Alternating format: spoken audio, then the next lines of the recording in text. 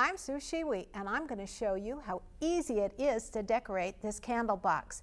It's got a little frog cutout, and you can put a candle in there for summer parties. You can also create some invitations doing much the same thing. I've got a fan brush. I'm using acrylic. I wet the brush first, come down, get into the hooker's green. I've got a little bit of cad yellow pale in there, and I can just very lightly start tapping. And as I tap this on, I'm going to vary the height. I can also sweep it up a little bit. So it's going to look as though I've got it nestled into the greens. And it's so quick and easy to do.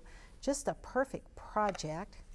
And it would be fun for maybe you're going to have a children's party and let them even paint as they're doing their own. Swinging this up and coming on through. And you can see that variation is really nice and how easy it is to do. So I want to just come on around, and you can decorate that all the way around the box and have that little frog in there. You can also, I'll show you here on these invitations, so simple and yet effective and cute.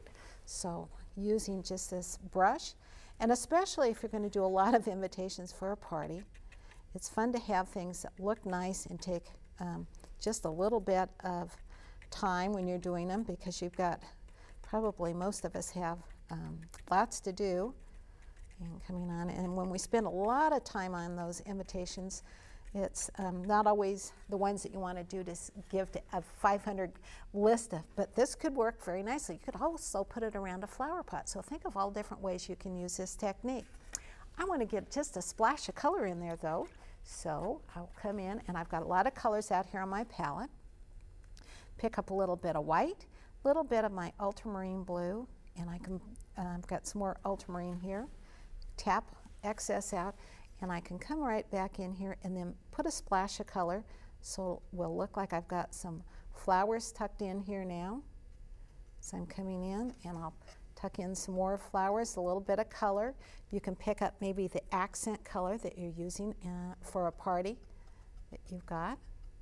If you have more time, you can come back in and put this same amount of color in your greeting cards. You can do them on the envelopes. It's a fun way to practice and see different colors. And I hope you can see how quickly you could do this, and you'd want to join me and do one just like it. Look at your public television station to see more shows much like this.